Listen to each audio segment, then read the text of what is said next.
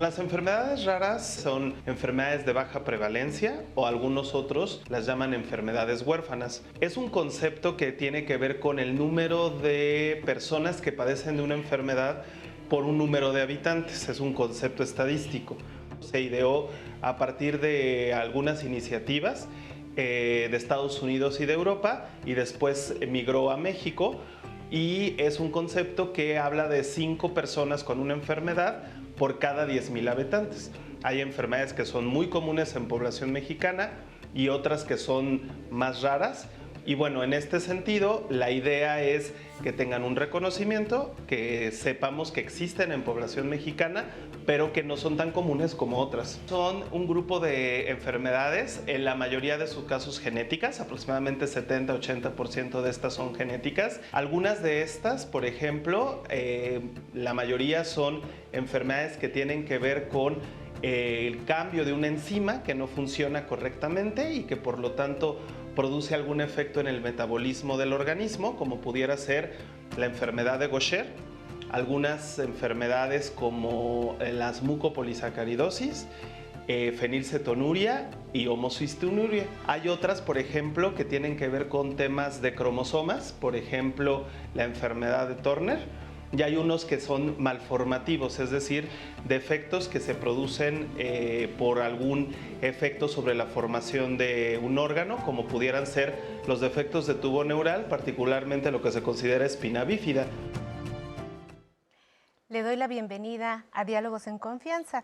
Como ya lo vio en la cápsula, esta mañana vamos a estar dedicando nuestro programa a este grupo de enfermedades raras en la población mexicana y en la población a nivel mundial, y es que cada 28 o cada 29 de febrero nos acercamos a la conmemoración a nivel mundial de las enfermedades raras, y por eso tiene aquí el programa el día de hoy. No es un tema menor, porque mire usted, este pequeño grupo de la población que padece estas enfermedades sufre aproximadamente la media de 5 años para lograr un buen diagnóstico y aproximadamente hasta el 20% en tener un buen diagnóstico, lo cual atrasa sus tratamientos y merma considerablemente su calidad de vida. Para eso tenemos el día de hoy a nuestras y nuestros especialistas que nos visitan. Saludo como siempre con mucho gusto y agradecimiento a nuestras y nuestros intérpretes de lengua de señas mexicanas. El día de hoy está con nosotros Magdalena Alejo y Jimena Raya. Y como siempre, ahora en nuestras redes le mandamos un saludo a Pepe, Anaí. Citlali, qué gusto estar el día de hoy con ustedes, con la audiencia, doctores. Pues nada, yo listísima para leer sus comentarios, sus opiniones, sus dudas, por supuesto, y las estaremos compartiendo a lo largo del programa. Así que, pues doctora, yo listísima para leer sus comentarios. Gracias, Anaí. Y bueno, tengo el placer de presentarles al doctor Jorge Trejo Hernández. El doctor es pediatra, internista y está adscrito a la Clínica de Enfermedades Raras y Degenerativas del Instituto Nacional de Pediatría. Por otra parte, nos visita la doctora Leticia Belmont Martínez. La doctora es internista, pediatra, investigadora también del Instituto Nacional de Pediatría. Y tenemos también a la doctora Alexis Cervantes González, neuropediatra y además neurofisióloga. Bienvenida, doctora. Gracias. Bienvenidos todos. Gracias, gracias. Pues Gracias. quisiera, por favor, que nos empezaran a introducir de qué se tratan las enfermedades raras para todas las personas que nos están viendo. Bueno, pues primeramente muchísimas gracias por la invitación para hablar de este tema en este día 27 de febrero, que yo creo que va a decir, ¿y por qué 27 o 28 de febrero? Vamos a hablar de las enfermedades raras. Pues oficialmente se establece el Día de las Enfermedades Raras para un 29 de febrero, porque como son bisiestos los años en que hay 29, es raro el mes que cambia de número de días. Entonces, desde ese contexto, es raro que sea el 29 de febrero y el día oficial viene siendo el 29 de febrero. Cuando no hay 29 de febrero, lo celebramos el día 28 de febrero porque es algo raro. Y este grupo de enfermedades, la verdad, es muy interesante, es un tema muy apasionante porque hay varios grupos, hay varios enfermedades raras. Sí tienen, como bien dijo el doctor Cervantes en la cápsula inicial, que hay un contexto genético y alguno cromosómico. Sin embargo, aquí vemos más que nada somos pediatras, porque pues muchos se van a detectar en etapa pediátrica, pero vamos a encontrar que hay enfermedades raras en distintas áreas y en distintas especialidades, como en alergia, inmunología, que se habla también de errores innatos de la inmunidad, tenemos errores innatos de metabolismo, tenemos muchas enfermedades raras, en el cáncer también hay enfermedades raras, hay cánceres muy raros y tenemos muchos puntos en donde lo raro va a estar confluyendo de una manera muy interesante. Y aquí, para poder clasificar o identificar que una enfermedad es rara, pues es la que se presenta básicamente 1 de cada 2,000 recién nacidos vivos, o unos dicen que es 5 de cada 10,000. Son las dos formas en que se puede uno encontrar esa definición, que son poco comunes. ¿Desde cuándo empezamos a hablar de las enfermedades raras como tal? Bueno, por ejemplo, el Día Internacional o el Día Mundial de las Enfermedades realmente no tiene tanto tiempo, ¿no? Es un movimiento que tiene más o menos aproximadamente desde 2008, que ha sido como en el que se le ha dado más auge a la investigación o a la sensibilización de la población de estos diagnósticos. En realidad yo creo que lo importante es justo, decimos enfermedad rara, pero realmente no es raro tener una enfermedad de este tipo, ¿no? Como le dice la doctora, a lo mejor ya estamos aquí sentados pediatras, pero no es que sea exclusivo de la población infantil. Esta enfermedad le puede dar a cualquier persona en cualquier, en cualquier momento de su vida, ¿no? Entonces, tiene relativamente poco tiempo que se habla de esto, ¿no? Muchas de las enfermedades tienen sus organizaciones justo como para hacer o buscar la igualdad en las personas. Si hablamos que son 1 de cada 2,000 o 5 de cada 10,000 habitantes los que pueden tener alguna de estas enfermedades, pues justo o el retraso en el diagnóstico que ya también mencionaban, que pueden pasar muchos años para que alguien tenga el diagnóstico certero o acceso al tratamiento, justo este tipo de conmemoraciones de estos días son para sensibilizar a las personas, no solo a las que tienen el diagnóstico, sino a todo el mundo para que sepa que existen estas enfermedades y que lo que buscamos es la igualdad de las personas para el acceso a los sistemas de salud, a los centros especializados, a los especialistas, y que si en algún momento alguna de las enfermedades que mencionemos aquí les suena como algo cercano, pues sepan que existen lugares en los que se pueden tratar, ¿no? ¿Cuál es la diferencia entre una enfermedad que se conocía como una enfermedad huérfana y una enfermedad rara? Bueno, las enfermedades raras ya lo mencionaron desde las puntas, desde varios enfoques. Solamente quiero agregar que a nivel mundial el 8% de la población sufre una de estas enfermedades. Lo cual quiere decir que pues, aproximadamente 350 millones de personas padecen alguna enfermedad rara en todo el mundo. Como mencionaron, muchos de estos padecimientos a veces no se han detectado y actualmente no se han clasificado. ¿Por qué? De la rareza, por establecer bien cuál es el problema, a qué nivel está, si a nivel genético, a nivel molecular, a nivel de un paso del metabolismo. Todavía se siguen haciendo muchas investigaciones al respecto. Y como tal, las enfermedades se les denomina enfermedades huérfanas porque aquellas pues no tienen todavía un nombre específico, o bien se les está investigando y encontrando alguna cura o tratamiento en sí. ¿La población en general debe de conocer estas enfermedades que son tan extrañas? Yo creo que sí. Ahora el objetivo de hablar de una enfermedad rara es para que se identifique y pues las que tienen tratamiento, pues se les puede cambiar la historia natural de la enfermedad. No todas las enfermedades raras cuentan con un tratamiento en este momento. Sin embargo, hay unas que sí. Y hay algunas que son, la verdad, muy sencillas de poderse tratar, como algunas deficiencias. Por ejemplo, una deficiencia de biotinidasa, se le da biotina a megadosis y solo toma todos los días y puede tener una vida normal. Hay otras enfermedades como la fenilcetonuria, que es una enfermedad que se puede diagnosticar tempranamente por medio del tamiz y En México, por ejemplo, en el Instituto Nacional de Pediatría, donde nace prácticamente el tamiz en Latinoamérica, ahí desde 1972-73 se diagnostica la fenilcetonuria. Identificándola es una de las enfermedades en donde los pacientes con una dieta bien calculada y con una fórmula especial pueden llegar a tener una vida normal. Sin tratamiento van a tener retraso mental irreversible, pero con un diagnóstico temprano y su tratamiento pueden tener un estado cognitivo normal, cursar sus escuelas, la universidad, tener maestrías y doctorados, y tenemos muchos profesionistas con esta enfermedad que están perfectamente bien, con algunas restricciones en la dieta que se han adaptado socialmente bien, porque pues ahora hay muchas modalidades de dietas, de alimentación, y pues ellos viven bien, con mucha mejor calidad de vida. Excelente. Pues si están de acuerdo, vamos a ver el siguiente material en donde preparamos cuál es el panorama general que hay sobre las enfermedades raras. Vamos a verlo.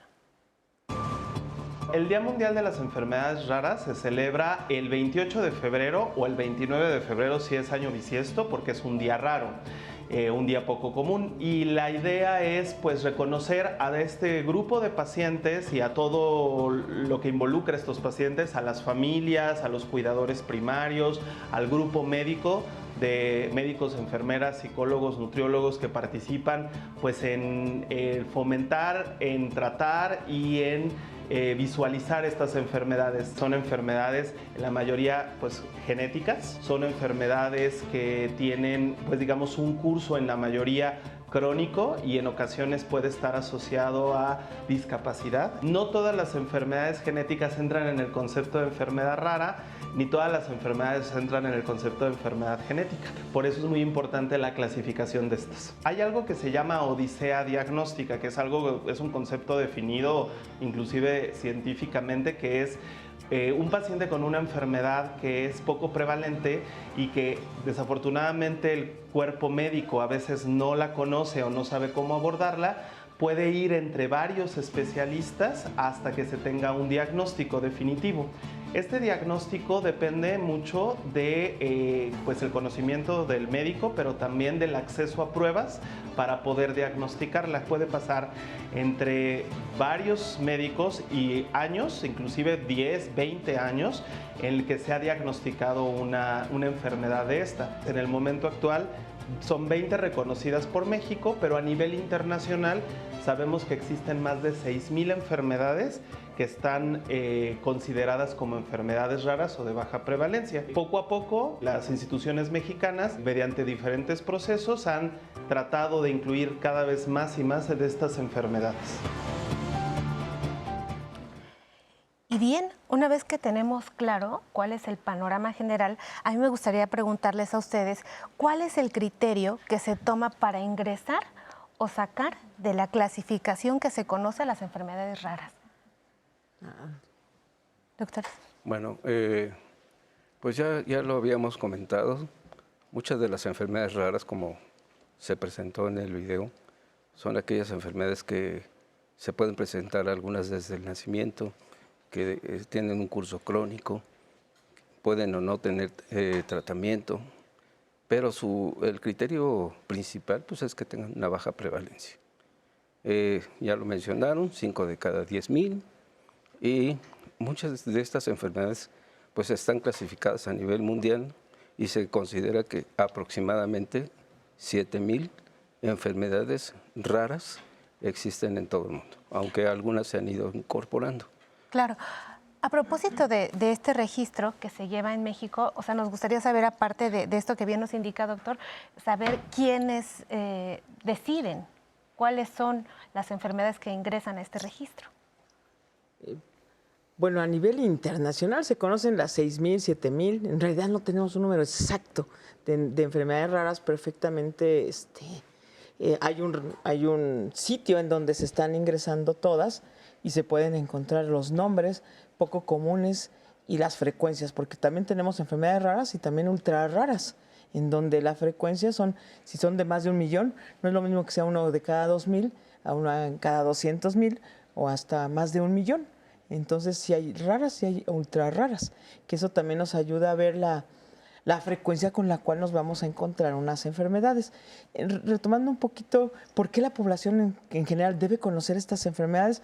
Primero, pues sí, porque hay unas que sí tienen tratamiento, pero las que se presentan con más frecuencia, o sea, de acuerdo a sus frecuencias, que va a ser más fácilmente que se puedan identificar a través de pruebas de diagnóstico temprano, de algunos tamizajes, pues es importante que la población las conozca, porque sí existen herramientas tecnológicas para el diagnóstico desde la etapa del recién nacido y buscar intencionadamente aquellas que se presentan más, porque aquí hay otro factor que no hemos tomado en cuenta, hablando de que son enfermedades genéticas, son la consanguinidad y la endogamia, en donde ubicando perfectamente, si nosotros conocemos a nuestra población y en toda la República Mexicana, vamos a encontrar zonas en donde por la endogamia, ¿sí?, o por la consanguinidad va a haber más frecuentemente ciertas enfermedades, ¿sí? Por ejemplo, la fenilcetonuria mucho tiempo, pues los Altos de Jalisco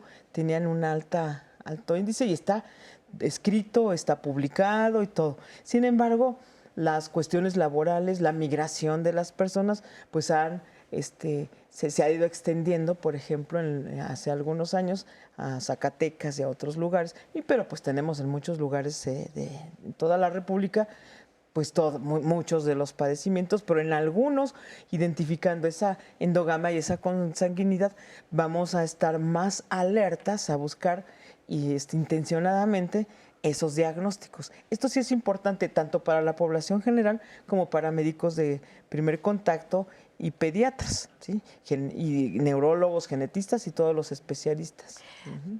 Es decir, demográficamente se utilizan diferentes fórmulas para poder captar a la población. Pensemos en la gente de Jalisco, pensemos en la población europea, etcétera. ¿Cada quien tiene un punto de corte diferente? Y no es como que exista una sola institución o no es como una persona dice que esta enfermedad es rara o que no. Finalmente, cuando se van diagnosticando, existen bases de datos que tienen valor o peso internacional en donde nosotros buscamos los diagnósticos, las enfermedades, y ahí vemos la prevalencia que tienen y entonces sabemos si estamos hablando de una enfermedad rara o no. Y esas bases de datos se van modificando conforme se van publicando los nuevos casos, sobre todo en enfermedades raras. Creo que en cualquier institución en la que se encuentre un paciente con este diagnóstico, lo que casi siempre se hace es publicarlo para justo hacerlo del conocimiento de esta o en estas bases de datos a las que tenemos acceso todos los médicos prácticamente.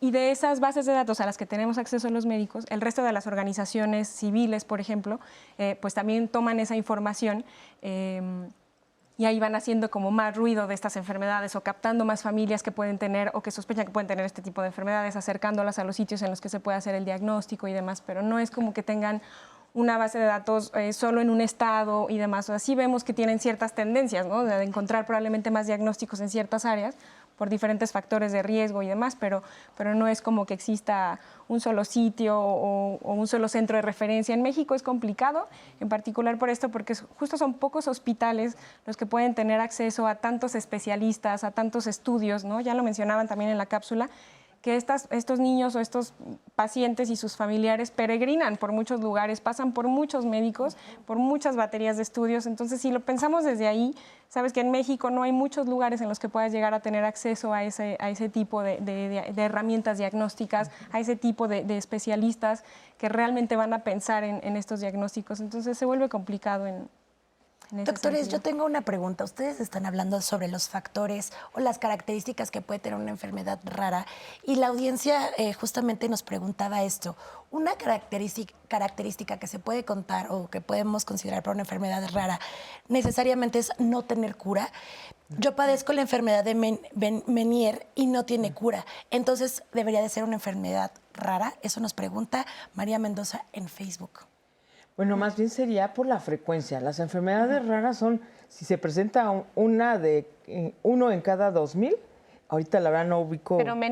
Pero Meniere es más frecuente, no me sé exactamente la frecuencia de Meniere, yo creo que ahorita la podemos buscar, pero si por frecuencia se presentara en más de 1 en 2,000, entra dentro del concepto de raro. Claro, no tiene que ver con cura. Pero sí, no tiene que ver con cura. El concepto es de con qué frecuencia se presenta, ¿sí? Puede ser que tengan cura, como muchas enfermedades ya en este momento, o hay muchísimas más que todavía no tienen cura, pero eso no les quita que dejen de ser raras. O al contrario, hay enfermedades como muy comunes, por ejemplo, diabetes no es una enfermedad curable, es una enfermedad controlable y eso no la convierte en una enfermedad rara. Es básicamente, lo raro viene por la prevalencia, por la baja prevalencia que tienen en la población general, pero no tiene que ver con el tratamiento ni con el pronóstico necesariamente. Si lo hacemos como muy general, pues sí, las enfermedades raras habitualmente inician en la infancia, no todas. Habitualmente tienen un curso crónico y degenerativo, pero no todas. Pueden tener un tratamiento o no tener un tratamiento específico, pero eso tampoco necesariamente modifica todo el curso de la enfermedad, todo el pronóstico, ¿no? Finalmente yo creo que aunque no tengamos un tratamiento específico, siempre se puede ayudar a controlar una enfermedad de alguna forma, ¿no? Doctor Alexis, usted mencionaba ahorita algo muy importante, que es que no pasa por los ojos de los médicos y que tardamos muchísimo tiempo en diagnosticarlo. ¿Por qué México está en esto? ¿No estamos preparados a nivel del primer nivel de atención? ¿O qué es lo que está pasando para que la gente tenga que estar peregrinando, como usted también lo dijo hace un momento, tantos años sin un diagnóstico y sin una atención verdadera para las personas? Bueno, no es un problema solo en México, creo que la dificultad para el diagnóstico de enfermedades raras es algo universal, ¿no? Yo digo que en México probablemente lo que lo dificulta más es que los hospitales grandes están muy centralizados, ¿no? O sea, si pensamos en el lugar al que yo puedo ir para hacerme un diagnóstico, si tengo un familiar o mi hijo tiene una enfermedad que me está costando trabajo o les está costando trabajo a los médicos diagnosticarla, pues tengo pocos lugares a los que puedo ir, ¿no? La Ciudad de México, probablemente en Guadalajara también hay unos, pero si pensamos, pues son ciudades grandes y son pocos hospitales si pensamos en toda la población, ¿no? Entonces, si tú llegas de primera intención con el médico de primer contacto, pues muchos de ellos están acostumbrados a las enfermedades más comunes, ¿no? Claro. Entonces va a costar trabajo que si nunca hemos visto o nunca lo hemos ni siquiera leído, pues aunque yo vea al paciente, aunque yo vea sus síntomas, digo, y aparte los síntomas pueden ser muy variables, o puede ser un abanico de síntomas e incluso dentro de la misma enfermedad variar, entonces se vuelve complicado porque justo son enfermedades que no vemos todos los días, que no vemos en todos los hospitales en los que nos formamos, pero eso yo creo que es un problema global. Solo en México se vuelve un poco más complicado porque los hospitales grandes que tienen a todos los especialistas pues son muy poquitos, ¿no? Sí, además tenemos que partir desde la formación como médicos. Tanto en México como en muchos países no está incluido en el programa académico de la formación como médico estos temas. Incluso dentro de la residencia de pediatría y algunas otras, no es una materia exclusiva. Entonces, con el paso del tiempo y ya con el conocimiento que ha habido en los últimos años, sí se ha incluido, pero como alguna cuestión, un simposio, un curso, un día, a nosotros, bueno, a mí nos invitan en mi laboratorio, algunos a hablar en pregrado poco, ¿sí? Incluso no todos los hospitales de pediatría tienen acceso a tener un poquito más de contacto con estos padecimientos. Entonces, sí se requeriría incluir un poquito más para que se pueda pensar más. Como decimos, no se diagnostica lo que no se piensa y no se piensa lo que no se conoce. Entonces tenemos que empezar por conocerlas. Ahora, también la forma de presentación es muy complicada, porque puede ser más bien no complicada, puede ser tan simple, ¿sí? Los datos que pueden presentar los pacientes son a veces datos comunes, ¿sí? Y a través de datos de signos y síntomas comunes hay que llegar a diagnósticos poco comunes, lo cual pues dificulta que un paciente tenga un diagnóstico a veces oportuno. Y sí, hemos visto pacientes que van desde 5 hasta 40 médicos y que van desde 3 meses o 3 años hasta 50 años. Entonces, la odisea diagnóstica es pueden ser unos meses o pueden ser muchísimos años, y algunos se diagnostican hasta la etapa adulta con algún factor que desencadena, que se vuelve pues un tema también muy interesante para los médicos de adultos. También se presentan en el adulto. El médico que se dedica a atender a adultos también tiene la oportunidad de diagnosticar estas enfermedades, aunque pues muchos son herencia de los pediatras. Voy a pensar como una mamá que nos está viendo ahorita, porque yo como sé que mi hijo puede tener algún tipo de enfermedad rara, pues voy y le hago todos los estudios genéticos que se pueda. ¿Esto está indicado? O sea, ¿en qué momento una persona puede ir y decir, bueno, a lo mejor no a nivel público, porque no está indicado de acuerdo a lo que el paciente esté presentando en sintomatología, pero uno puede pensar a nivel privado, pues yo le voy a hacer todos los estudios a ver qué sale? ¿Eso es válido? Pues no. Porque ¿a quién se le hace esto? Porque es común. La gente ahora que nos está viendo dirá... Sí, decimos, eso es maniobra Rambo, así, de tirarle a todo, a ver, aquí le atinamos. Pero yo creo que primero tendríamos que fomentar mucho el control del niño sano. El control del niño, porque muchas, pues, no todos, hay muchos que sí llevan a sus niños a control del niño sano, pero otros llevan al doctor al niño hasta que se enferma. Entonces, se pierden oportunidades de identificar algunas señales de alerta que nosotros, pues, tratamos de identificar, las banderas rojas, ¿sí? Aunque sean sutiles, ¿sí? Entonces, sí es importante que también los papás colaboren con eso para que al llevar cotidianamente al niño, pues se pueda identificar más tempranamente. Y yo le agregaría eso también a la presentación de la enfermedad, porque muchas de esas no existen las manifestaciones, sino a veces se pueden presentar tardíamente y son tan sutiles que uno no los puede identificar, ni los familiares, ni el propio médico, y muchas veces de esos no son tan comunes, que también causa un poco de problema para identificarlas y clasificarlas como un padecimiento raro.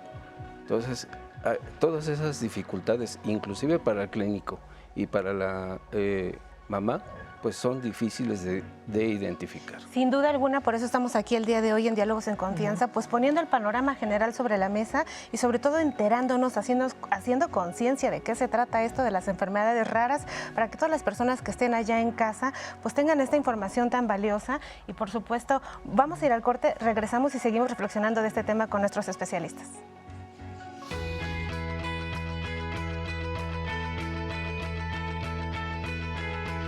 El Día Mundial de las Enfermedades Raras es para crear conciencia sobre las personas que padecen esta condición y puedan recibir un diagnóstico y tratamiento que les garantice una mejor calidad de vida.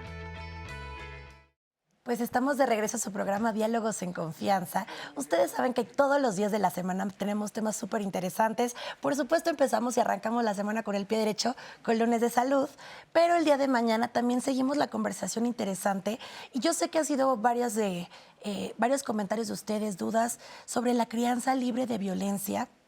Esto es fundamental. Ustedes nos han pedido herramientas, nos han pedido consejos. Creo que es momento de hablarlo. Por supuesto, visibilizar el tema de violencia ahora en casa, que es algo muy común en nuestro país. Así que veamos, conversemos, erradiquemos y ustedes van a tener todas las herramientas el día de mañana, así que no se lo pueden perder. Ustedes ya saben la dinámica de toda la semana, de todos los programas. Estamos ahorita, en este momento en vivo, en 3 plataformas digitales, porque ustedes no van a tener excusa de no conversar con los doctores el día de hoy. Estamos en Twitter, estamos en Facebook, en YouTube, y ustedes ya saben, en el centro de contacto con la audiencia, en el 55 51 66 4000. Estoy recibiendo sus llamadas y se las comparto. Ya le advertí a los doctores el día de hoy que voy a tener muchos de sus comentarios, así que para que vayan tomando nota, y seguro lo vamos a estar retomando en el programa, o si no, ahorita vamos a ir contestando sus dudas. Primero quiero saludar a ustedes que nos están escribiendo constantemente. María Mendoza, que nos manda saludos desde Guadalajara. Delgado Sandy dice: hola, tengo esclerodermia localizada. ¿Eso es una enfermedad rara? Bueno, igual eso sí, podemos decir sí y no, ¿verdad? Doctores. Sí, pues sí. Bueno, ya tenemos una en la lista. Irma Morales Sánchez, que también nos manda saludos, y también a los doctores. Alejandro Velázquez, que nos escribe desde Cuernavaca. Le manda un saludo a los pediatras. Irma Morales Sánchez nuevamente. Y lupus es una de las enfermedades también raras, nos pregunta BL Ridae a través de Twitter. Pues varias de las enfermedades inmunológicas, entre ellos incluye el lupus, aunque dentro de este grupo es el más frecuente, pero también por la baja prevalencia que hay se puede considerar rara. Muchas gracias, doctor. Dice: buen día, quisiera saber en qué lugar se puede tratar la pitiriali. Ya le advertí a los especialistas que igual sí, no estoy mencionando algo correctamente, me corrijan.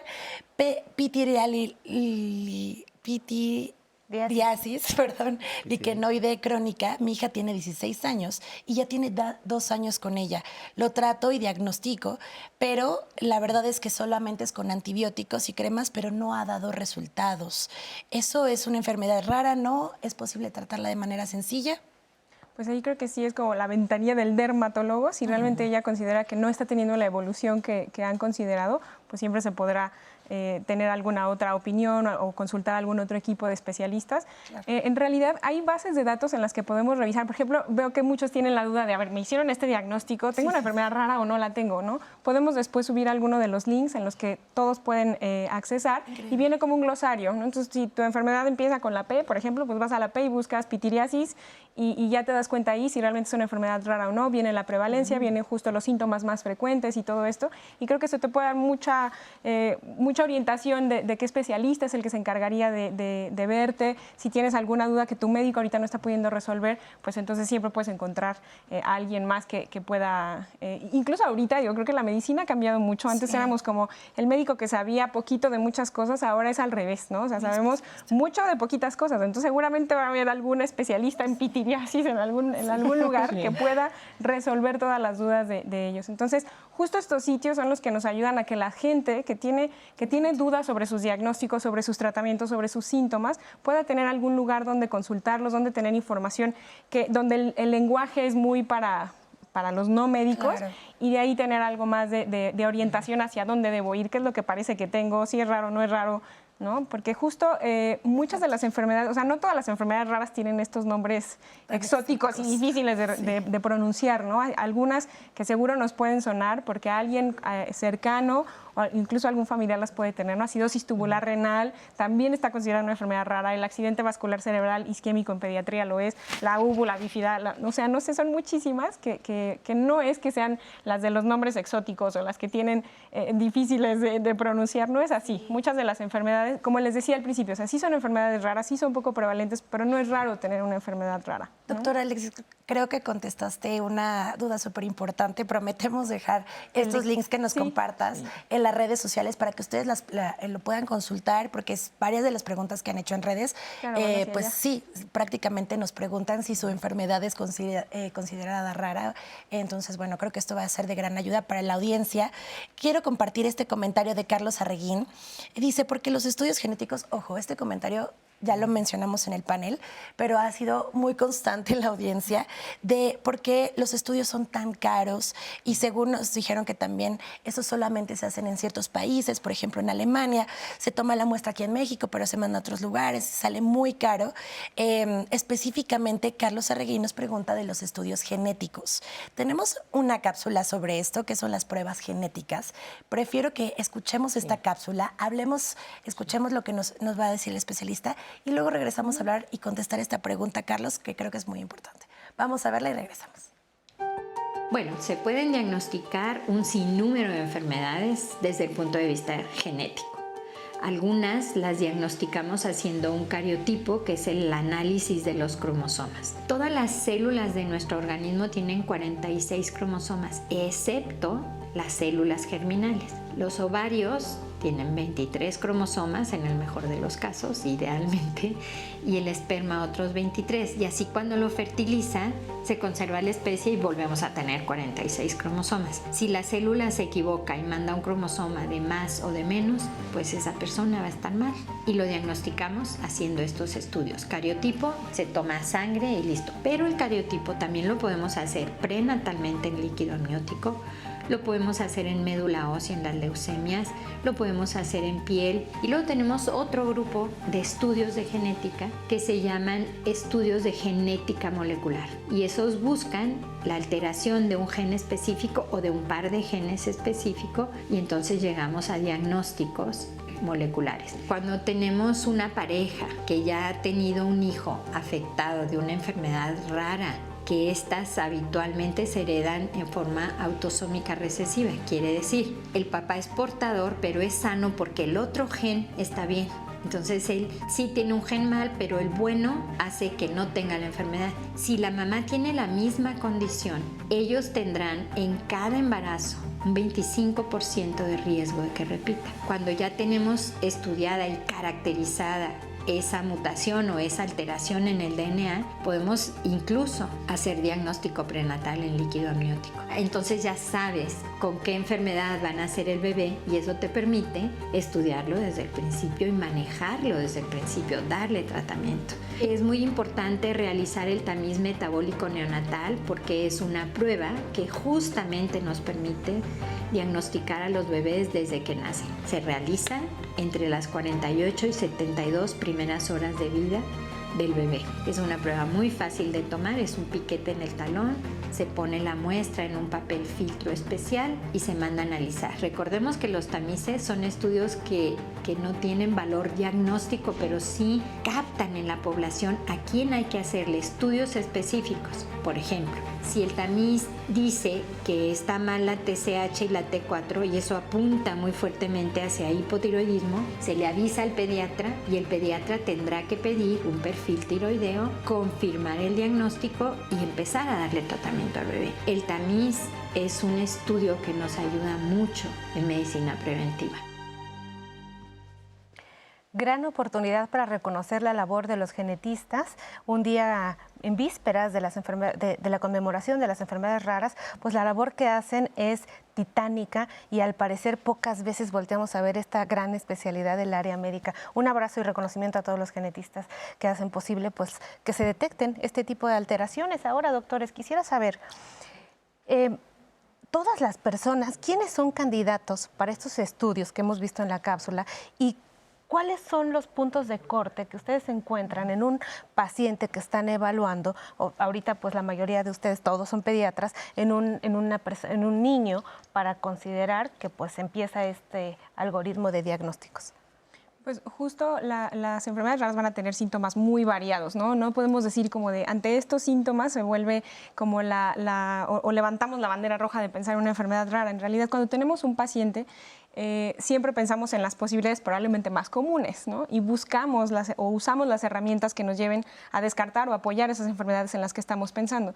Si resultan negativas o si el paciente no está teniendo el curso que nosotros esperaríamos con ese diagnóstico que habíamos pensado, o por ejemplo este paciente que ya lo mencionaban, o sea, ya me han hecho de todo, pero no funciona. Entonces, si realmente no tiene la evolución que debería tener o la esperada cuando ya dejamos el tratamiento, pues ahí justo empezamos a considerar otras posibilidades y a ampliar esas herramientas diagnósticas que creo que la doctora nos va a poder hablar mucho más de los estudios genéticos. Aquí ya vimos que pues más del 70% van a tener una causa genética. Entonces, creo que aquí, digo, y el motivo al que haya un neurólogo, pues es que la mayoría van a tener algún síntoma neurológico, pero puede ser muy... O sea, no necesariamente lo más importante del cuadro, ¿no? Pero sí, el estudio de genética, cuando ya estamos pensando que puede ir hacia allá la posibilidad, se vuelve pues el médico más importante en el abordaje diagnóstico. Pues qué fortuna tener la doctora Belmont. Bueno, aquí lo más importante, las pruebas, como dijo bien la doctora Edna Spuro, a través del tamiz neonatal se incluyen una serie de padecimientos. Entonces, si sale algo, ella misma lo mencionó, un probable hipotiroidismo, se tiene que confirmar. Todo el tamiz puede ser sospechoso. Pero es a partir del tamiz. Es a partir del tamiz, ¿sí? La forma presintomática, entonces, que le llamamos, o tamiz de alto riesgo cuando ya llegan con síntomas, ¿sí? Que se repiten algunas de estas pruebas. Entonces, se identifica un sospechoso por un resultado anormal. Ese resultado anormal no encasilla al paciente con esa enfermedad, porque hay que ver si tiene síntomas o no tiene síntomas. Se tiene que hacer su segunda prueba y pruebas confirmatorias. Por ejemplo, de las enfermedades que se incluyen en el tamiz, se cuentan con las herramientas, por ejemplo, del HPLC, que es un cromatógrafo de alta resolución, y se hacen determinación de ciertos metabolitos en sangre, en plasma. En papel filtro con el Tandem Masas, que es un equipo muy sofisticado, de mucha alta tecnología, que puede procesar hasta más de 50 analitos. Entonces ahí, con la gotita de sangre, se puede identificar. Y en la orina también hay ciertas alteraciones que salen en el tamiz en donde nos invitan o nos obligan a hacer ácidos orgánicos en orina y algunos otros estudios en orina. Entonces, hay una batería bioquímica. O sea, primero tenemos que partir de confirmaciones un poquito más bioquímicas y correlacionarlas con la clínica. Sabiendo ya confirmando este diagnóstico bioquímico y clínico, nosotros podemos complementar con el estudio genético. Ese sería el primer punto, porque hay mutaciones diversas de cada enfermedad. Por ejemplo, en la fenilcetonuria hay unas que pueden responder a un medicamento y otras no. Otras van a ser de dieta y fórmula y otras sí van a responder a su medicamento. Y en otras enfermedades pasa exactamente lo mismo. Por ejemplo, las acidemias, los defectos del propionato, pueden ser, así se llaman, aunque se oiga medio feo. Aunque se oiga raro. Pero así va a salir una C3 en toda la lista del tamiz, y esa C3 nos obliga a tomar ácidos orgánicos en orina y ver si puede ser a lo mejor acidemia metilmalónica. Pero hay varios tipos. Es decir, algún tipo de problema con alguna enzima, con algún tipo de factor que hace que nuestra célula esté comunicando, y esto puede ser tan vasto y tan diverso como enfermedad. ¿Sí entendí bien? Claro, sí. Y este estudio, en este caso que estoy exponiendo, el estudio genético es complementario para poder tener pues abordajes más dirigidos, porque en una metilmalónica puede requerirse también dieta y fórmula, o solamente en unas variantes que son defectos de cobalamina. ¿Y metilmalónica es? Es una enfermedad rara. Es el nombre de la enfermedad. Sí, es una acidemia rara. ¿Que tiene que ver con? Con el ácido metilmalónico, que se puede identificar por el tamiz. Bien. Y aquí vemos, por ejemplo, puede ser desde que usen megadosis de vitamina B12, nada más, o tener una dieta y una fórmula. Ese sería un proceso ordinario, más o menos, de un paciente que se diagnostica por tamiz. Pero doctora Leticia, yo tengo una pregunta, perdóname. Es que varios ya nos preguntaron en redes, y creo que yo también me sumo a esta pregunta. ¿Qué es el tamiz específicamente? O sea, ¿a qué te refieres con tamiz? Pues el tamiz metabólico es la prueba que dijo en la cápsula la doctora Edna Ispuru, es la prueba que se les hace de la gotita de sangre en el talón, que es como más se conoce. Pero ese tamiz es el que le hacen a los niños cuando salen los recién nacidos cuando salen del hospital. Y yo sé que hay diferentes tipos de tamices, ¿no? Es que hay unos que son... ¿Y ese tamiz del que usted nos está hablando, de la gotita, es el que se hace en todo el sector público o no se hace en todo el sector público? Pues se hace en todo el sector público, pero el que es como el obligatorio para todos es el que identifica solo cierto grupo de enfermedades, no es el que hace como todos estas pruebas que menciona la doctora Belmont, ¿no? Entonces, ese tamiz, podría llamarle ampliado. Ajá, exacto. Ese tamiz ampliado es accesible solamente en medio privado, no a nivel institucional. En algunas instituciones ya están implementando, han ampliado su panel de metabolitos que pueden identificarse, y nosotros sí siempre fomentamos que si no logra su institución cubrirle un ampliado, pues yo siempre les digo, pues busquen un padrino de tamiz para que él sea el que le regale al niño su tamiz, y entonces va a ser un muy buen padrino que puede aportarle un regalo muy valioso al niño, porque sí tiene un costo, pero dicen, bueno, ¿cuánto cuesta la discapacidad? ¿Cuánto es el costo social, moral, económico de una discapacidad? Y el tamiz nos puede ayudar a identificar y cambiarle la vida a ese individuo. ¿Qué tiempo tiene un niño o un recién nacido para hacerse el tamiz? Si ya salió del hospital y no se lo hicieron, y si de pronto el niño va avanzando en la vida, ¿hasta qué edad se pueden hacer esos tamices? Yo creo que el tamiz debe de fundamentarse como un derecho que tienen todos los niños desde el nacimiento. Entre más temprano se hagan, después del nacimiento, los 2, 3, 4 primeros días, para poder obtener un resultado y poder ofrecerle, pues, si es que tiene una enfermedad, un tratamiento inmediato, porque muchas de ellas se van a expresar en los primeros meses. Si no, pues puede tener hasta un lapso del primer mes, hablando de que la enfermedad que se esté sospechando, porque el tamiz, pues ya lo comentaron, el tamiz solamente es un estudio de detección hacia toda la población. ¿Pero cuánto tiempo, doctor? Sí, si bien digo, bueno, no me lo hicieron temprano, pero yo ya tengo a mi niño con 2 meses conmigo y no le echo nada. ¿Ya no se lo hago mejor? Sí, no, es que es variable. El tamiz se llama tamiz neonatal. Neonatal. Eso es en la etapa neonatal. El neonato dura 28 días o un mes. O sea, muy bien, por eso decimos, si el tamiz se llama tamiz neonatal y la etapa neonatal dura un mes. ¿Sí? Estrictamente son 28 días, pero pues un mes. en ese mes es el mes ideal para hacerse el tamiz.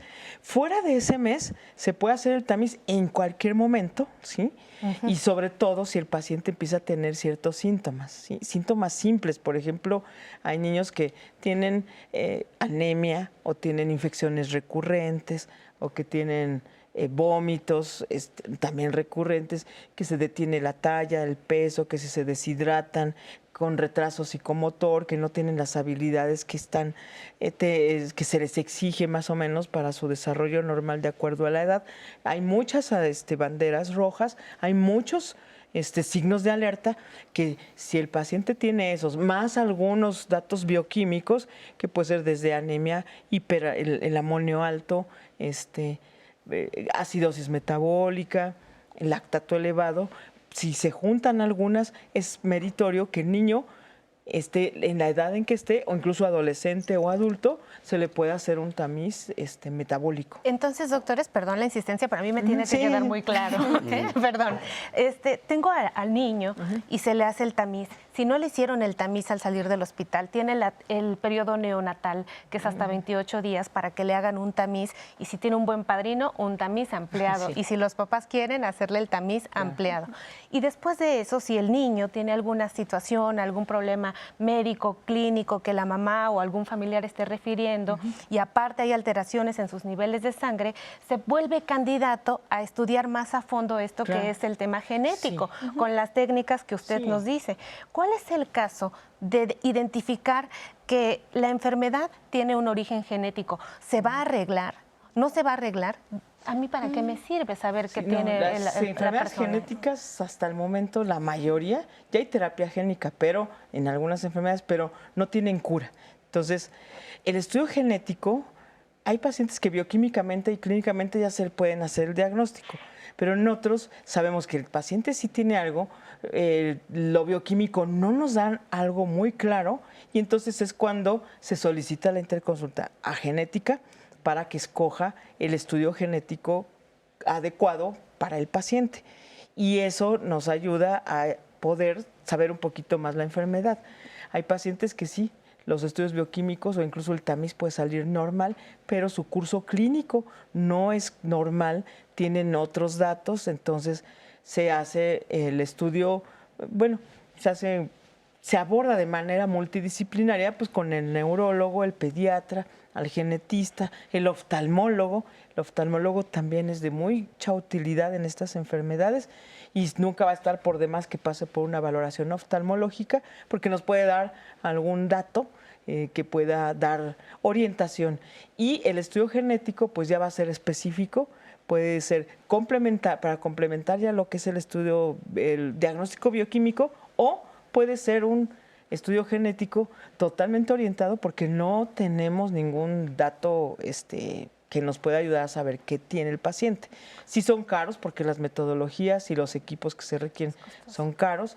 No todos los hospitales los pueden disponer, muchos se envían a distintos lugares. Sin embargo, hay varios institutos, por ejemplo, nuestro instituto, nuestro laboratorio, sí se hacen algunos estudios bioquímicos, todos están perfectamente protocolizados porque corresponden a nuestras líneas de estudio. Entonces también es importante ver qué líneas de estudio, de investigación tienen algunos hospitales, porque ahí pueden canalizarse a algunos pacientes, no a todos, porque pues tenemos un sistema de salud un poquito diverso. Entonces, con el tiempo pues se tienen que seguir formando pues algunos equipos y estamos pues creciendo y tratando de que se establezcan más grupos. Perfecto. Nosotros sabemos aquí, sí, doctora. No, la utilidad justo del tamiz es identificar en la etapa presintomática, creo lo que decía la doctora. Entonces sí, hace ratito tú lo mencionabas, ¿no? O sea, todos los niños deberían tener ese derecho y ese acceso a un tamiz porque pueden tener alguna enfermedad que en ese momento no les dé muchos síntomas, pero en el momento en el que dé síntomas probablemente sea muy tarde o ya haya secuelas irreversibles. Entonces, justo el tamiz lo que intenta es identificar enfermedades que pueden tener síntomas muy vagos o muy inespecíficos o que tengan un curso muy silente. Entonces, por eso todos los niños deberían de tenerlo desde el periodo neonatal, ¿no? Porque si en ese momento logramos hacer un diagnóstico y dar un tratamiento oportuno, pues ni siquiera vamos a ver síntomas probablemente de ese tipo de enfermedades. Y la otra es, yo creo que los médicos nos dividimos en dos grandes grupos, los quirúrgicos y los no quirúrgicos. quirúrgicos. Los que no somos quirúrgicos vendemos información, ¿no? O sea, eso es lo que yo le ofrezco a mi paciente, que sepa qué diagnóstico tiene, cuál es el panorama, hacia dónde va, cuáles son las opciones de tratamiento, si una no funciona, ¿qué sigue? ¿Qué espero yo de mi enfermedad? ¿Qué me puede suceder en el transcurso del tiempo? Entonces, justo creo que este tipo de estudios o el tener el diagnóstico genético o el diagnóstico específico te ayuda justo para eso, para tener información de qué herramientas hay disponibles en este momento, dónde, cómo las puedes conseguir y si algo no pasa como tú quieres, qué otras opciones tienes. Entonces, por eso se vuelve tan importante el diagnóstico y las diferentes herramientas que, aunque costosas, siempre hay forma de tener acceso a ellas. Claro, y decía uno de los pacientes muy queridos, Fermín Ponce de León, que tenía síndrome de Jalil, que les da identidad. No solamente es un tema superficial, sino saber quién soy y qué diagnóstico tengo, pues me hace ya ocupar un lugar, estar buscando personas que compartan el mismo padecimiento que yo en todos los lugares del mundo. Y hemos visto en redes sociales algo bellísimo que se ha ido dando, ¿no? O sea, eso es bien importante. El paciente debe estar informado, la familia debe estar informada y pues agruparse con los que tienen algo en común. Entonces, les da la identidad. Vamos a ver qué dicen las redes, Anay. Tengo esta llamada de Felipe Pérez que me parece fundamental ponerlo en la mesa. Dice, hay distintos niveles de atención en el apoyo psicológico de las enfermedades raras en función de la complejidad de las necesidades que vayan apareciendo durante el proceso de la enfermedad. A mayor complejidad se requeriría la intervención de algún profesional en psicología o psiquiatría y no solo para el paciente, también para los familiares. Nos pregunta Felipe Pérez en llamadas. Yo creo que tener cualquier enfermedad, cualquier diagnóstico te hace pasar por un duelo finalmente, ¿no? O sea, aceptar que tienes ese diagnóstico, probablemente pasamos justo por todas esas etapas, ¿no? Como de lo niego, no lo acepto y ya después empiezo a negociar conmigo mismo y entiendo que tengo tal diagnóstico y demás, ¿no? Pero creo que funciona mucho. Sí, es que yo creo que al menos en los pacientes que nosotros tenemos, sí es importante la intervención psicológica, ¿sí? El apoyo. En el instituto tenemos un servicio que se llama Soporte para la Calidad de Vida, en donde se les ayuda a asumir el diagnóstico, a aceptarlo, a la dinámica familiar, tanto de papás, pacientes y hermanos, porque nunca debemos dejar de lado a los hermanos. Muchos se tienen que también estudiar y también se les da el apoyo, porque quedan pues son parte de la familia. Y los cuidadores también. Esto en cualquier momento, no nada más cuando ya están como muy graves, porque sí, hay distintos momentos. Muchas de estas enfermedades pues son multifactoriales, ¿no? Entonces hay que hacer que intervengan muchos profesionales y no solamente el de salud mental, el psiquiatra, el psicólogo, el sociólogo, la trabajadora social, para ofrecerle todavía otras herramientas a esa población, rehabilitación y toda una serie de profesionales que tienen que interactuar, sobre todo en algunas enfermedades que son muy complejas. Sí, pero la intervención psicológica sí es bien importante, porque ahora ya con el tratamiento de muchas enfermedades, los pacientes no se mueren, porque antes decían, es que todos se mueren y todos tienen discapacidad o retraso mental. No, tenemos profesionistas de todo y sí. Bueno, hay una realidad diferente, doctora, nos va a seguir contando después del corte. Y usted recuerde que estamos completamente en vivo. Vamos al corte y regresamos a Diálogos en Confianza.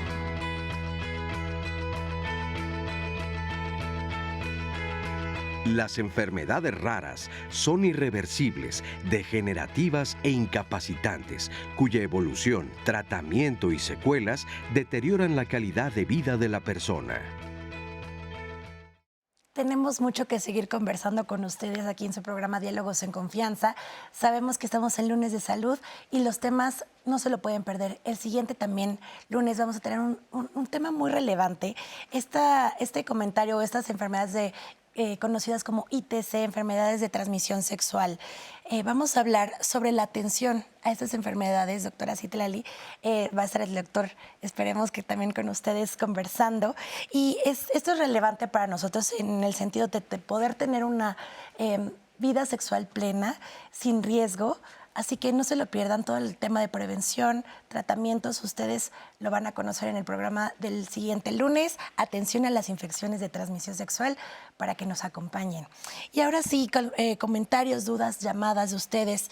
Rosa Martínez, que es un poco lo que habíamos comentado antes de la pausa, dice, les quiero compartir que el impacto sobre las familias a menudo es mayor que tanto a otros sectores de la sociedad, y son ellas las que se movilizan para hacer reconocer y dar la importancia de estas enfermedades por largo tiempo ignoradas en todos los sectores. Entonces, aquí Rosa Martínez nos hace ver un poco la importancia también de dar a conocer este tipo de enfermedades para que podamos reconocerlas y tratarlas.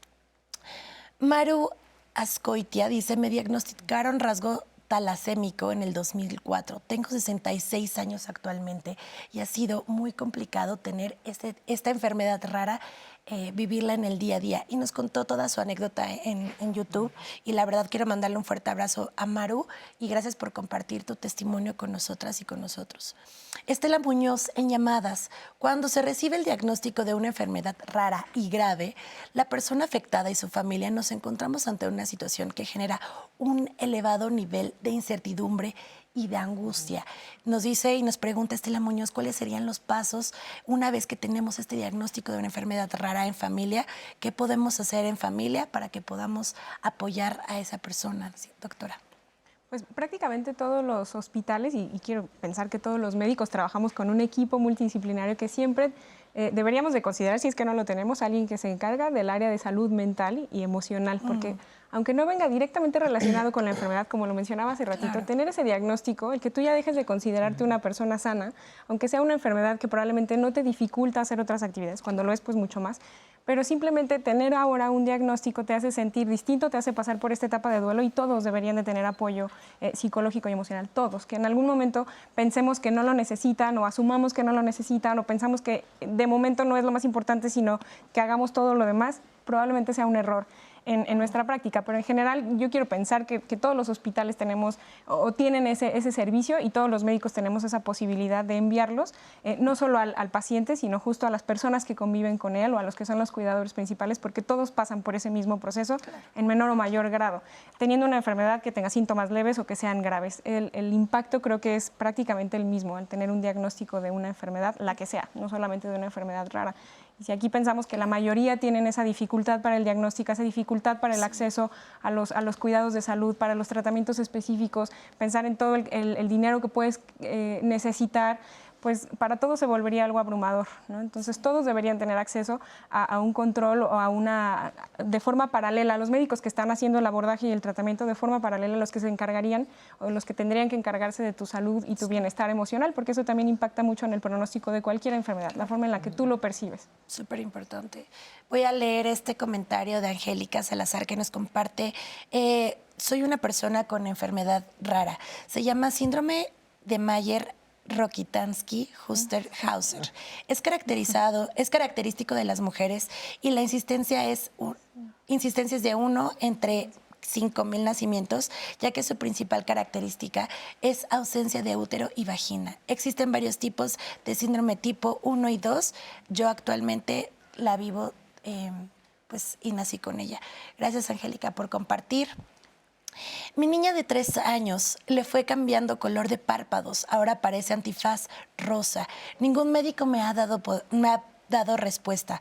¿Ustedes saben a qué se debe ese color de párpados en los ojos? ¿Es algo normal? Ella nos manda esto desde Yucatán, México. Drupis Feliz en Facebook. ¿Alguno de esos comentarios? No sé, pues a mí en la experiencia que tengo, que es de más de 20 años viendo estos pacientes, no me ha tocado ninguno que se le cambie a rosa el color de los párpados. Es algo inusual, pero yo creo que sí ameritaría tanto ver al dermatólogo, al oftalmólogo y al genetista. Tal vez hay también genetistas que están especializados, hay genetistas especialistas en cuestiones oftalmológicas. Oftalmogenetistas, que yo creo que sería, yo le sugeriría que visitara a uno de ellos que le puede ayudar más que cualquiera de los otros. Y con algo que mencionaste también, creo que muchos de los esfuerzos para que estas enfermedades sean cada vez más conocidas es justo un esfuerzo no médico, o sea, es esfuerzo de las familias, de los cuidadores, de los mismos pacientes, los que hacen que salga a la luz esta información, Claro. ¿no? Entonces, justo eso es algo súper importante, o sea, que existan estas organizaciones, estos sitios web, estos movimientos en redes sociales, eso es por los mismos pacientes y sus familiares, ¿no? Claro. Actualmente no es algo que organicemos nosotros, son esfuerzos de ellos. Ahorita que mencionabas hace rato, doctora, el tema de asesoría psicológica, ahorita mencionamos también la importancia de las familias, del apoyo de los cuidadores. Creo que es algo multifactorial, como mencionaba el doctor hace un rato, y parte de eso es súper relevante el tema de asesoría. Y ya hablamos de psicología, pero también vamos a regresar ahorita a la asesoría genética, que es fundamental para aquellas personas que son diagnosticadas con enfermedades raras. Así que vamos a ver esta cápsula que va a ser de gran utilidad para ustedes y regresamos a seguir conversando. El asesoramiento genético es un proceso de comunicación entre el médico y el paciente en donde tratamos de ser muy explícitos y de llegar a un diagnóstico de certeza. Lo primero que hacemos cuando alguien viene a una consulta de genética, incluso antes de revisar al paciente, es una genealogía, un árbol genealógico. Y ahí podemos ver de qué sexo son los afectados, cuántos afectados hay en una familia, cómo se está transmitiendo una enfermedad, etc. Y después de revisar al paciente, decidimos qué estudios de genética se pueden hacer. Tenemos que decirles el nombre de lo que tienen, qué significa para el paciente, qué riesgo tiene de que repita en su descendencia o en la familia, y es un proceso que definitivamente todos los genetistas debemos y manejamos, creo yo, bastante bien, porque los genetistas nos dedicamos a ver enfermedades congénitas y enfermedades hereditarias, que no es lo mismo. Congénito quiere decir que nací con ello. Yo puedo tener un paciente con trisomía 21, que es el conocido síndrome de Down, pero puede ser que uno de los papás tenga una predisposición para eso, o puede ser que le pasó por primera vez. Entonces, en ese caso sería congénito, porque nació con ello, pero no hereditario, no lo heredó, pasó por primera vez. Cuando ya el paciente tiene la enfermedad genética, entonces sí, su descendencia ya tiene otros riesgos. Pero vemos también enfermedades hereditarias que no son congénitas. Ejemplo, tú puedes nacer con la información para cáncer, por decir algo, pero puede ser la parte hereditaria de Alzheimer o de lo que tenga que ser, y no lo presentas al nacimiento, pero es hereditario. Muchos pacientes tienen muchos años buscando un diagnóstico y no tienen un diagnóstico de certeza, y entonces no es lo mismo manejar a un paciente con un diagnóstico que estar dando ahí palos de ciego y tratarlo no de la manera más adecuada. Entonces, el diagnóstico de certeza es muy importante. Y el asesoramiento genético tiene muchos objetivos, unos para con el paciente y otros para con la sociedad. Bien, doctores, ¿es una realidad el asesoramiento genético en nuestro país? ¿Es accesible? ¿Qué panoramas tiene México? Es complejo porque hay pocos genetistas y no son suficientes para cubrir todas las necesidades de la República Mexicana. Sin embargo, todos están a favor de que se brinde el asesoramiento genético. Nosotros, bueno, y varios otros médicos de la República Mexicana buscan, si no lo tienen incluso en su estado o en su localidad, pues promovemos que se envíen a donde haya el genetista para que les dé el asesoramiento, porque sí es fundamental.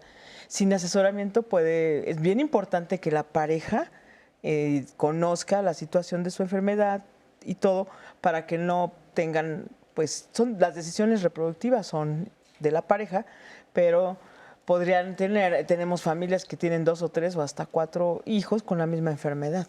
Claro. Entonces, sí es importante el asesoramiento genético. Y no solamente de la familia. Yo creo que también va a abarcar también la posibilidad de detectar algunos casos que se dan específicamente de algunas enfermedades en ciertas regiones del país. Y al principio de la charla platicábamos de la prevalencia que hay de ciertas enfermedades en distintos lugares de nuestro país. Entonces ahí sí es importante conocer desde el punto de vista genético cuántas familias conviven en esa comunidad, cuántos comparten el apellido, y muchas de estas estrategias nos sirven para detectar algunos otros casos que pudieran ser positivos para las enfermedades. Bien, existen enfermedades raras en las que, a propósito de los genes, se involucra un gen y otras en donde se involucran una cantidad diversa de genes. ¿Vale la pena saber cuál es la diferencia de una enfermedad monogénica a las otras enfermedades? ¿Y hay algo que hacer con respecto a cuando uno identifica que el problema de salud tiene que ver con un solo gen? Es que un solo gen es el que puede generar prácticamente el destino de un individuo. En general, un promedio de más del 80% se les llama que son herencias en donde mamá y papá tienen el gen afectado, ¿sí? Como nada más todos tenemos, por decirlo, el gen de mamá y de papá, tengo yo el de mi mamá, el de mi papá, puedo tener información de un gen de mi papá con la información de una enfermedad, pero el de mi mamá está normal, no lo tengo. Pero cuando la mayoría de las enfermedades que son heredadas, se requiere que tanto mamá como papá aporten ese gen, como explicaba la doctora Edna Inspuru, y entonces si el hijo recibe esos dos genes, va a tener la enfermedad, ¿sí? Si nada más recibe uno, va a ser portador, y si le tocaron los dos sanos, pues tuvo mucha suerte. Entonces, todas esas posibilidades no son por familia, que eso es bien importante. Porque hay quienes dicen, bueno, ya tuve un hijo, me toca el 25% de que sea portador, 50 portador, tengo un hijo, 2 portadores, hacen sus cuentas, pero no es por familia, es por embarazo. Eso implica el riesgo de que tengan un bebé con la misma enfermedad. Y cuando son las que se llaman ligadas al cromosoma X, que son transmitidas por el X que tienen las mamás, las mujeres, entonces también hay que conocer cómo viene la línea de herencia y las posibilidades de que se presenten en la familia y en la descendencia. También hay otras que se llaman dominantes, pero por eso el genetista sí es importante que participe en explicarle a la familia y al paciente la herencia de su enfermedad rara. ¿Las enfermedades raras son causa de discapacidad? En un porcentaje muy alto, sí. Se considera que hasta 60-65% de las enfermedades pueden tener algún grado de discapacidad, ya sea motora, o sea, para movernos, sensitivo o intelectual. Entonces, sí es un porcentaje importante el que puede llegar a tener una afectación y que sea tan importante como que 1 de cada 3 pacientes necesite apoyo, o sea, que no pueda ser autónomo, ¿no? O sea, que no se pueda valer por él mismo todo el tiempo, que en algún momento pueda requerir un cuidador prácticamente pues que esté con él todo el tiempo. Entonces sí es algo grave, ¿no? 65% es mucho. Los grados de discapacidad pues sí son muy variables y solo 1 de cada 3 puede perder esa autonomía. Doctor, ¿cuáles son las causas sociales de no atender de manera oportuna las enfermedades raras? Bueno, creo que son diversas. Una de ellas puede ser también el bajo nivel cultural que tenemos. De las familias también para considerar o la percepción que puedan tener para acudir al médico ante algún problema pues físico, clínico de sus hijos. Y ese podría ser uno. El otro podría ser el que pues muchas de estas familias, desgraciadamente, pues estamos en un país que de nivel socioeconómico hay muchas limitantes y dentro de ellos el acceso a sitios de salud confiables. Viven muy lejanos de su primer centro de salud, el mismo centro de salud a lo mejor no tienen los recursos o ni siquiera está el médico. Entonces ahí se vuelven una serie de factores que pueden impedir, detectar y diagnosticar estas enfermedades. Doctora. Sí, va a haber motivos, no sé, geográficos, culturales, económicos. Y creo que algo muy importante en enfermedades genéticas es que muchas veces al buscar esa enfermedad sienten el estigma como de si encuentran que el gen lo tiene papá o si lo tiene mamá, todo el mundo va sobre él, ¿no? Como fue tu culpa que tuviéramos esta enfermedad. Entonces, como esa forma de verlo, que yo creo que es bastante más común de lo que creemos, también dificulta o impide que las familias busquen con tanta libertad la posibilidad del diagnóstico, ¿no? Entonces, creo que las limitantes en México y en muchos lugares van a ser esas, ¿no? Sociales, culturales, el estigma que hay sobre muchas enfermedades y sobre muchos diagnósticos y geográficas. Digo, en México tenemos muchos estados que tienen lugares muy alejados de algún lugar de acceso o de atención sanitaria. Y sí es bien importante que quitemos ese concepto de culpabilidad, o sea, buscar al culpable, porque son características que se van heredando. Cuando llega un bebé con ojos verdes, nadie anda diciendo quién es el culpable, ¿sí? Porque pues son quienes les cayó los ojos verdes o alguna característica, a veces el mechón aquí, y eso no es culpabilidad, sino que es también la herencia. Entonces, culpable es un término que se tiene que evitar, eliminar. Que no es culpa de nadie. Sí, que tengan ojos verdes o que tengan piel clara o oscura, no es culpa de nadie. Sin embargo, sí, en las mujeres sobre todo es muy común que estén pensando si no cuidaron alguna parte del embarazo, si consumieron algún medicamento, algo que hubiese uno podido hacer para que esta situación no pasara. Sin embargo, no es así. Hay factores que sí influyen, pero otros no. Entonces, por eso es muy importante asesorar y platicar, tener el apoyo del psicólogo de salud mental. Si se requiriera en algunos casos la intervención de psiquiatría y tomar algún medicamento, sentirse mejor, es muy importante. Porque si una mamá está bien, si un papá está bien, si la familia está bien, pueden darle el apoyo al paciente de manera óptima, pero si no, hay disfunción, hay más alteración de la dinámica y más infelicidad, ¿no? ¿Qué sobrevida hay, actualmente en las personas que están dentro de los diagnósticos de enfermedades raras? ¿Gente que vive mucho tiempo? Pues es muy variable. Como ya lo comentaron, depende del espectro de la enfermedad. Son raros, pero no tienen tanta penetrancia o puedan tener algún síntomas crónicos o graves en el paciente.